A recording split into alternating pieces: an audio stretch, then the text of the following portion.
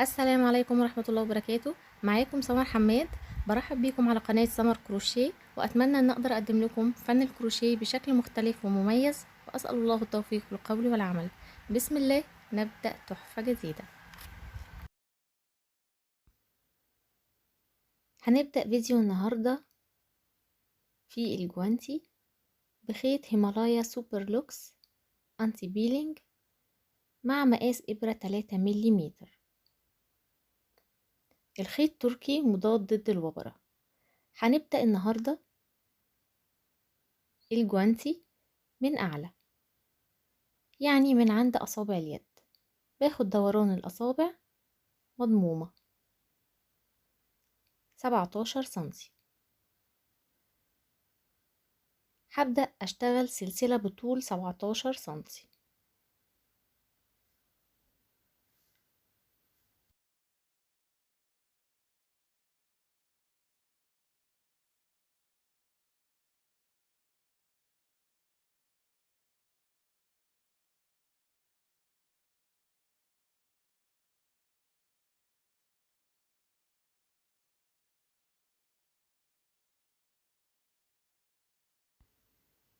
اشتغلت هنا 40 سلسلة.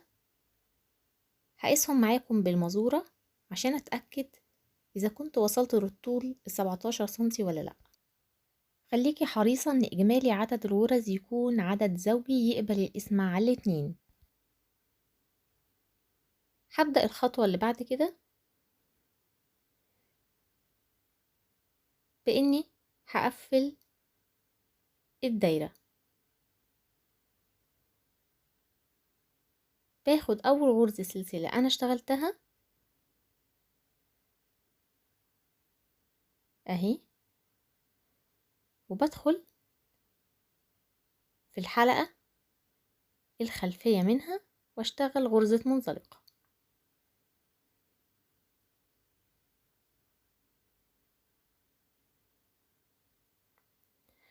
ودلوقتي هبدأ الغرزة الفعلية للجوانتي.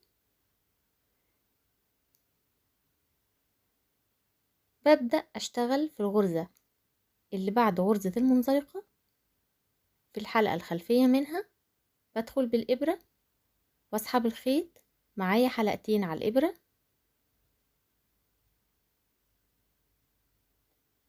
وادخل في الغرزة اللي بعدها مباشرة واسحب الخيط، معايا 3 حلقات على الإبرة. بلف الخيط واسحبه واخرج من حلقتين، معايا حلقتين على الإبرة. بلف الخيط واسحبه من حلقتين بحلقة واحدة، ودي بتكون أول غرزة في الدور. أهم حاجة تعلمي الغرزة.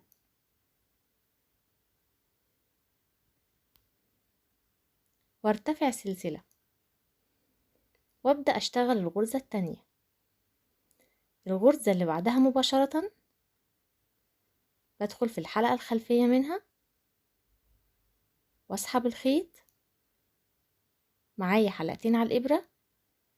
بدخل في اللي بعدها مباشرة واسحب الخيط، أصبح معايا 3 حلقات على الإبرة. بلف الخيط واخرج من حلقتين، والف الخيط واخرج بحلقة واحدة واشتغل عليهم سلسلة. هشرحها معاكم تاني. بدخل في السلسلة الفاضية، يعني حرف الفي اللي ما يكونش فيه خيط او طالع منه غرزة. الغرزة اللي بعدها مباشرة بدخل في الحلقة الخلفية منها واسحب الخيط، معايا حلقتين على الإبرة. والحلقة اللي بعدها مباشرة بسحب الخيط، معايا 3 حلقات على الإبرة. بسحب الخيط واخرج من حلقتين، واسحب الخيط واخرج بحلقة واحدة واشتغل سلسلة.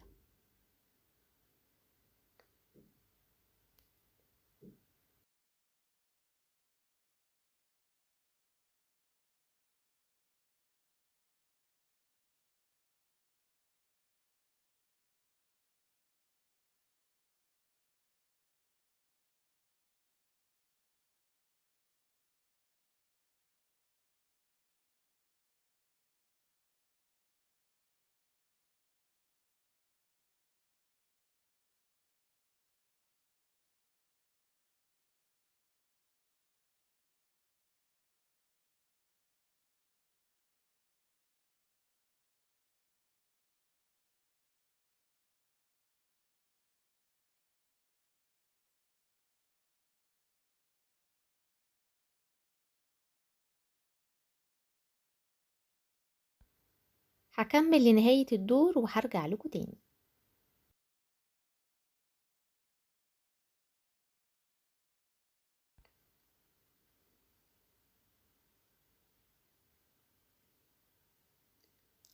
ووصلنا خلاص لآخر غرزتين زي ما انتوا شايفين. الغرزة اللي قبل الأخيرة اهي بدخل فيها في الحلقة الخلفية منها واسحب الخيط، معايا حلقتين على الإبرة. أما الغرزة الأخيرة فهي غرزة المنزلقة اللي أنا قفلت بيها الدور، ولكن بدخل تحت حرفين الفي بتوع غرزة المنزلقة كاملين واشتغل الغرزة عادي. والأهم من كده اوعي تنسي السلسلة بعد الغرزة الأخيرة في الدور، لأن السلسلة دي هي آخر غرزة في الدور. دلوقتي هقفل الدور ازاي؟ بشيل الماركر وبتجاهل الغرزة اللي كان فيها الماركر اللي هي أول غرزة في الدور، وبقفل في الغرزة اللي بعدها مباشرة، والمفترض إنها السلسلة الفراغ، ولكن هقفل تحت حرف الفي من السلسلة مش في الفراغ. هنشوف مع بعض. دي الغرزة اللي كان فيها الماركر، أنا بتجاهلها وبدخل في الغرزة اللي بعدها مباشرة تحت حروف الفي منها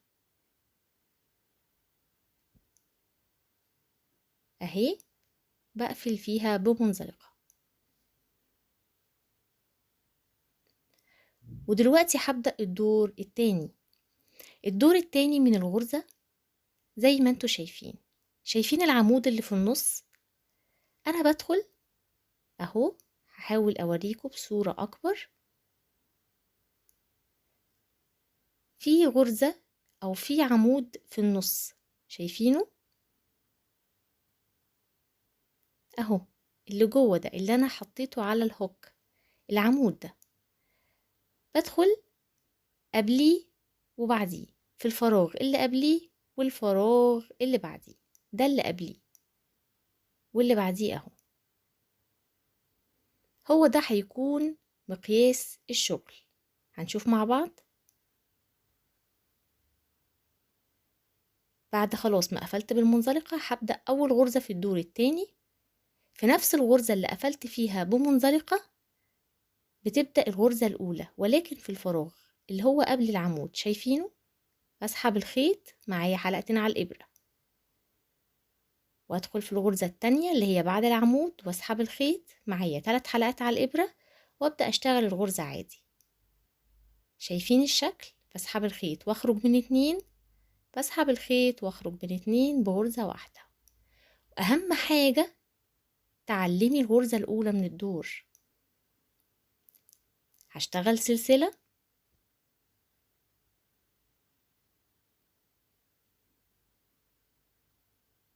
وابدأ اشتغل الغرزة عادي. تكنيك الشغل مهم جدا جدا، حطي العلامات علشان ما تتلخبطيش، هتلاقي الموضوع ميسر معاكي بشكل كبير. ده العمود، بدخل قبليه وبدخل بعديه، بدخل في الفراغ اللي قبل العمود اهو، واسحب الخيط حلقتين على الإبرة، وادخل في الفراغ اللي بعد العمود اسحب الخيط 3 حلقات على الإبرة، بسحب الخيط واخرج من 2، بسحب الخيط واخرج من 2 بواحدة، واشتغل سلسلة.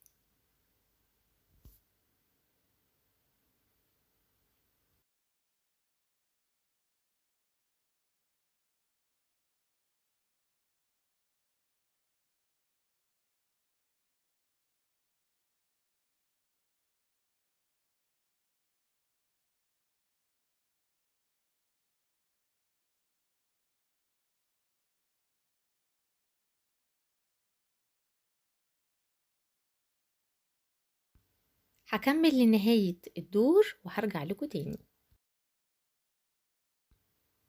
وصلنا لنهاية الدور التاني، هوريكم. متبقي معايا اهم غرزتين، بدخل في الفراغ قبل العمود. الغرزة اللي بعد العمود هي غرزة المنزلقة، ولكن بدخل تحت حرف الفي كامل، واسحب الخيط واخرج من 2، واسحب الخيط واخرج من 2، واخد السلسلة. وهقفل بنفس الطريقة اللي شرحتها في السطر السابق. بتجاهل الغرزة اللي فيها الماركر واقفل في الغرزة اللي بعدها مباشرة تحت حرف ال V، والمفترض ان هي سلسلة الفراغ اهي.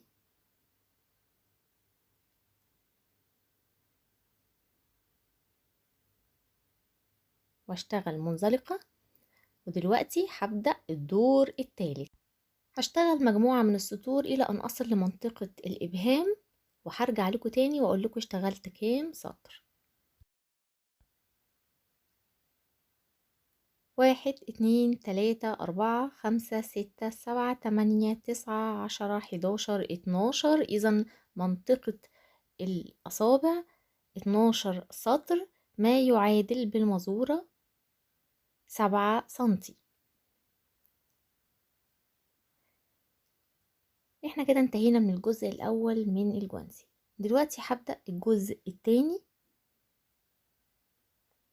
حابة اوريهولكوا على الايد بيبقى شكل عامل ازاي. طبعا الخيط ده احنا هندخله تحت الشغل، في اخر الفيديو هنشوف ازاي. دلوقتي هبدأ اشتغل من هنا لحد ما اوصل عند معصم اليد. المرحلة اللي هبدأ فيها دلوقتي هي تكوين فراغ الإبهام.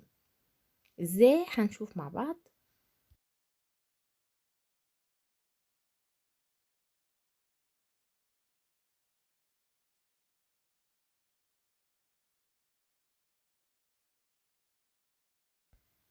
بتجاهل الغرزة اللي كان فيها الماركر واقفل بنفس الطريقة في الغرزة اللي بعدها مباشرة تحت حرف ال V منها، واشتغل منزلقة. دلوقتي هبدأ السطر ال13. تمام. وابدأ اشتغل 12 سلسلة. ال 12 سلسلة بخيط الهيمالايا مش متأيدة بيهم، على حسب قطر الصوبع، على حسب مقاس الصوبع. انا على حسب صباعي انا 12 سلسلة مرتاحين. تمام. ده بيرجع لك انتي، اهم حاجة يكون عدد زوجي. هبدأ ادخل فين؟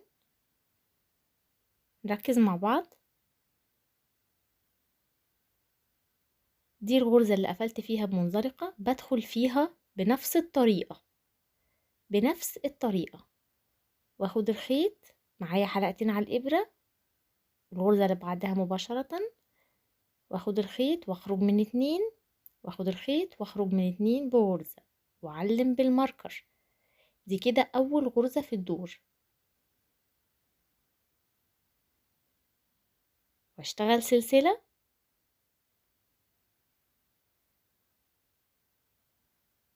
وهكمل الدور ال13 بنفس الطريقة. هكمله لحد نهاية الدور وهرجع لكم تاني. ووصلنا لنهاية الدور ال13. معايا اخر سلسلتين اللي قبل الاخيرة والاخيرة اللي هي المنزلقة. بشتغل بنفس الطريقة اللي اتعودنا فيها في السطور السابقة، وبشتغل في المنزلقة تحت حرف ال V، واشتغل سلسلة. دلوقتي بقى هكمل. انا هنا مش هقفل بمنزلقة لاني لسه ما وصلتش للغرزة الاولى. هشتغل فين؟ هشتغل على ال 12 سلسلة بتوع الاصبع.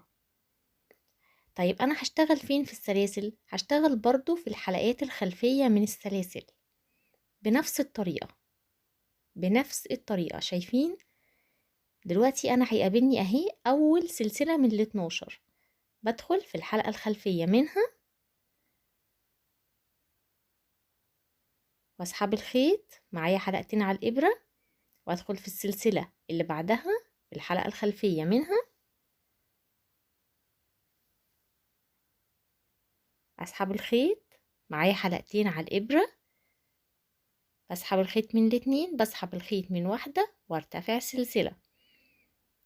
شايفين؟ هشتغل على ال 12 سلسلة دول.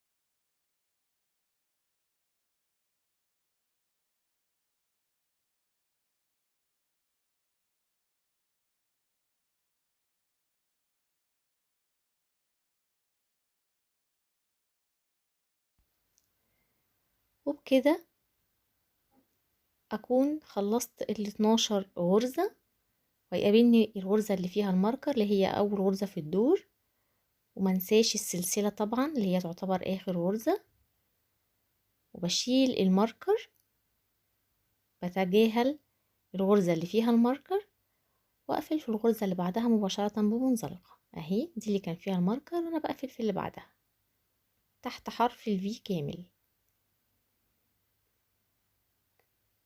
وبكده دي المرحلة الصعبة، يعني هي ان شاء الله مش صعبة، هي بس محتاجة تركيز. زي ما انا قلت عدد السلاسل الخاصة بإصبع الإبهام دي بتكون راجعالك، بتشوفي قياسه قد ايه، قطره قد ايه، وبتشتغلي عدد السلاسل على هذا الأساس. أهم حاجة ان عدد السلاسل يكون زوجي.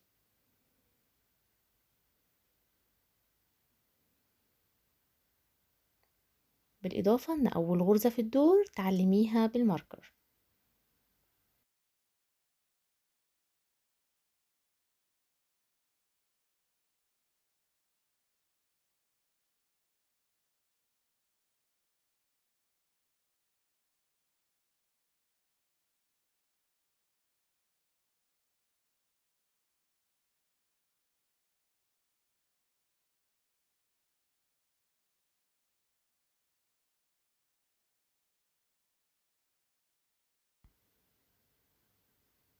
ده بيكون شكل تكوين منطقة إصبع الإبهام. خلاص ده كده الدور ال13. هبدأ أرتفع بقى على الأساس ده. طبعا الموضوع هيبقى أسهل بشكل أكبر.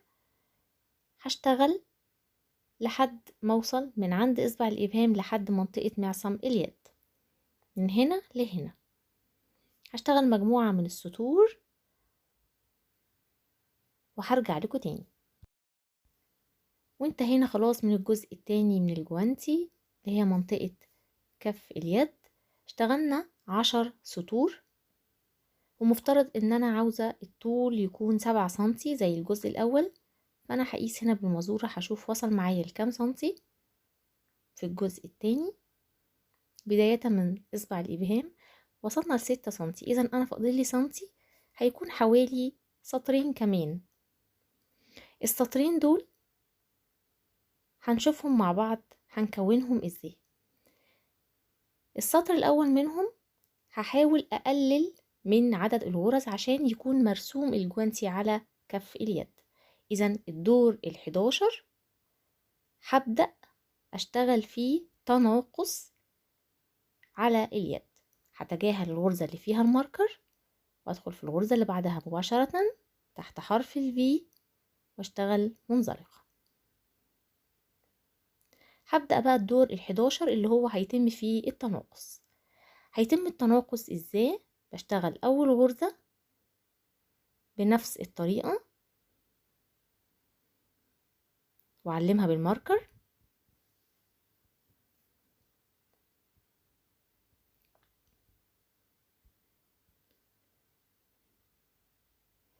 المفترض ان بين كل غرزة وغرزة انا بشتغل سلسلة. التناقص هيكون عبارة عن ايه؟ عن اني هتجاهل السلسلة. طيب انا هتجاهل كام سلسلة في الدور ال11؟ هتجاهل 12 سلسلة. ايه هما ال12 سلسلة؟ هما ال12 سلسلة اللي جعلتهم لإصبع الإبهام. إذا أنا هرجع تاني لعدد الغرز الأساسي اللي ابتديت بيه الجوانتي اللي هم 40.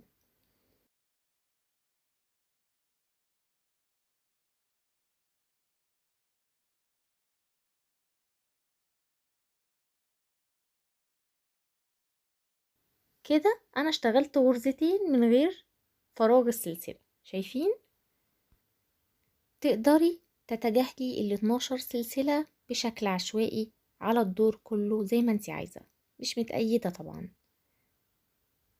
أهم حاجة إن يكون عدد غرز التناقص 12 سلسلة، وترجعي بإجمالي الغرز للجوانتي 40 في نهاية الدور ال11.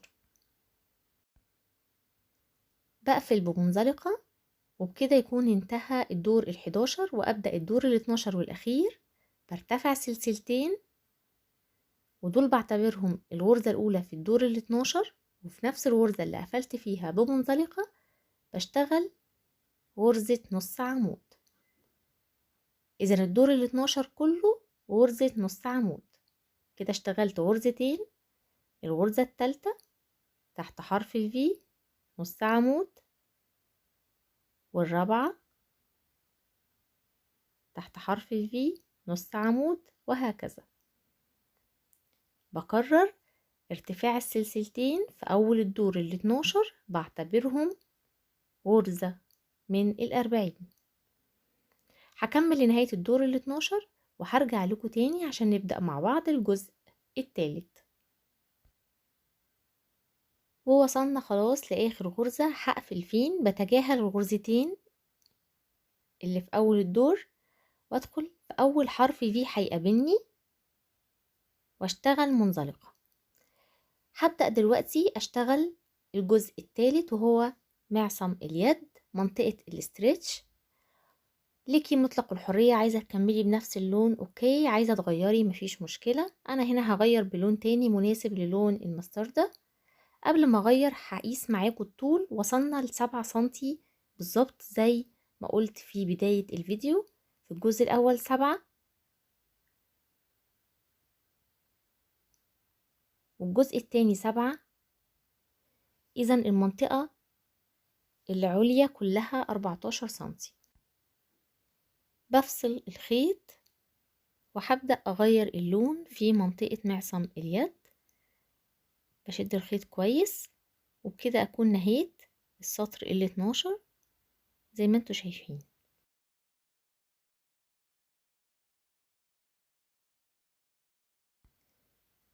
حبيت جدا جدا الغرزة لو ملاحظين احنا ابتدينا الجوانتي من اعلى بتدينا شكل، ولما بنقلب الجوانتي بتدينا شكل برضو هو مش بعيد عن الاصلي، ولكن يعتبروا شكلين مختلفين، وده الميزة في الجوانتي.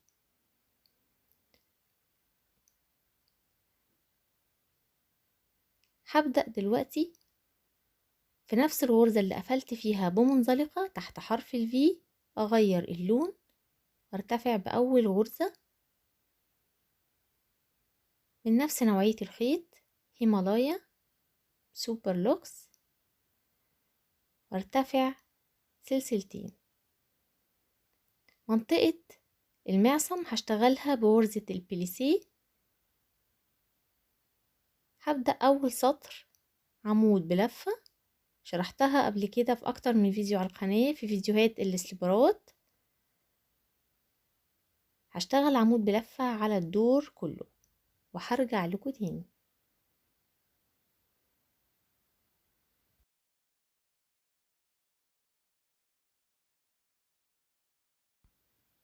ووصلت خلاص لآخر غرزتين في الدور اهم. طبعا باخد الخيط تحت الشغل، بشتغل عمود بلفة الغرزة اللي قبل الأخيرة، والغرزة الأخيرة عمود بلفة. هقفل بمنزلقة فين بتجاهل أول غرزتين اللي بعتبرهم برضو عمود، وفي أول حرف في هيقابلني أهو بشتغل منزلقة. ارتفاعات الغرز هنا في الجوانتي بعتبرها غرز، إذا هنا أنا معايا 40 عمود بلفة. هبدأ دلوقتي الغرزة الفعلية غرزة البليسيه، وهي عبارة عن بريد أمامي بريد خلفي بريد أمامي بريد خلفي. برتفع سلسلتين، وارتفاع سلسلتين في كل دور أنا بعتبرهم بريد خلفي. السلسلتين بريد خلفي. إذا الغرزة اللي بعدها بريد أمامي هشرحها. باخد العمود أمامي يعني قدامي بيكون على الإبرة، واشتغل بريد أمامي غرزتين في غرزتين. الغرزة اللي بعدها بريد خلفي، بخلي العمود من الخلف، بدخل من ورا الغرزة يكون العمود من الخلف، واسحب الخيط 3 حلقات على الإبرة، اسحب الخيط حلقتين، اسحب الخيط حلقة، ده كده بريد خلفي. الخيوط طبعا بنضفها تحت الشغل. الغرزة اللي بعدها بريد امامي، بلف الخيط واجعل البريد امامي 3 حلقات على الابرة، حلقتين، حلقة، وبنفس الطريقة هكمل الى ان اصل لارتفاع المعصم اللي انتي عايزاه. ده بيكون حسب الرغبة، عايزاه 6 سنتي ارتفاعه، عايزاه 7 سنتي، عايزاه 10 سنتي، ده بيكون راجعلك.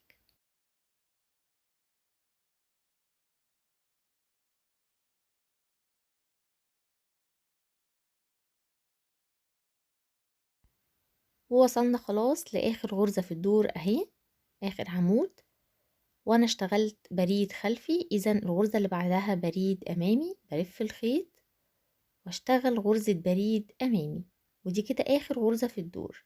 هيقابلني غرزتين الارتفاع اللي اعتبرتهم عمود خلفي، مش هقفل فيهم خالص اهم، دول ما بقفلش فيهم تماما، بقفل في البريد الامامي، يعني في اول حرف في هيقابلني بقفل بمنزلقة وارتفع سلسلتين، وبكده اكون كونت البريد الخلفي من الدور التالت. والف الخيط واشتغل بريد امامي على البريد امامي، والبريد الخلفي بشتغل عليه بريد خلفي، وهكذا بنفس الطريقة. هرتفع للطول اللي انا عايزاه، هشتغل حوالي 10 سطور من غرزة البليسيه، وهرجع لكم تاني.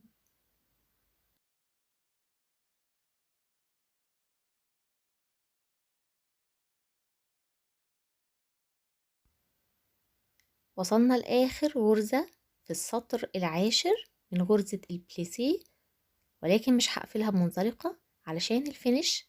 بفصل الخيط واخرج من الإبرة، واجيب إبرة التنظيف اللي هتساعدني اني افنش بشكل احترافي.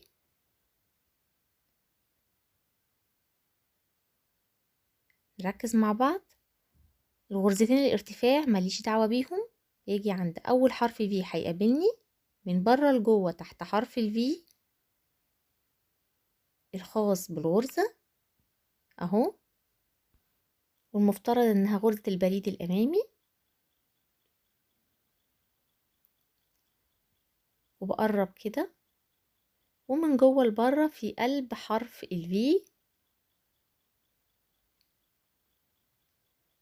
بالشكل ده، وبكده اكون كونت حرف الفي للغرزة، وبيكون الفينش اعلى واحلى.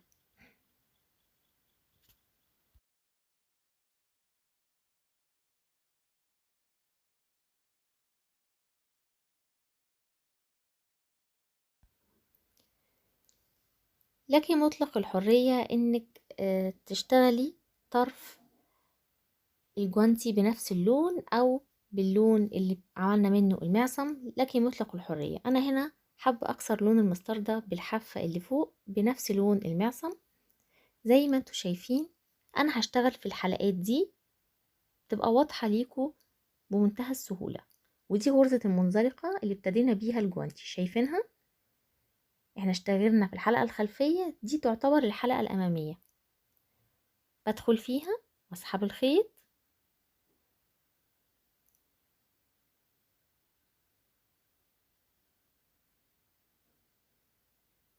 وارتفع سلسلة، ودي تعتبر اول غرزة من 40. بدخل في اللي بعدها مباشرة واشتغل غرزة حشو، وباخد الخيوط تحت الشغل. بدخل في الحلقة واشتغل غرزة حشو. الغرز التجميلية كتير، ولكن انا فضلت البساطة بأسهل غرزة على الحافة للجوانتي. بشتغل سطر كامل من غرزة الحشو وبفنشه بنفس الطريقة من خلال إبرة التنظيف وما بقفلش بالمنزلقة. هنشوف مع بعض ازاي.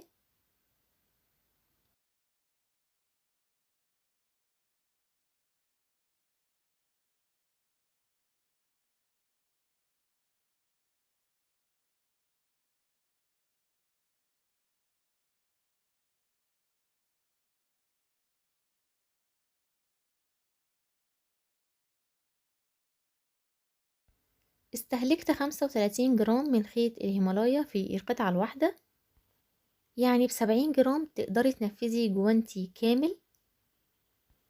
الغرزة سهلة وبسيطة وما بتاخدش وقت في التنفيذ، تقدري تنفذيها في أكتر من مشروع، وكمان مش بتسبب فراغات. توظيف الغرزة مناسب للرجالي والحريمي وكمان للأطفال.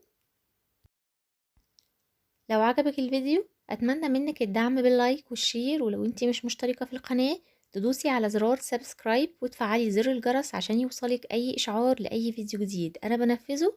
أشوفكم في تحفة جديدة، والسلام عليكم ورحمة الله وبركاته.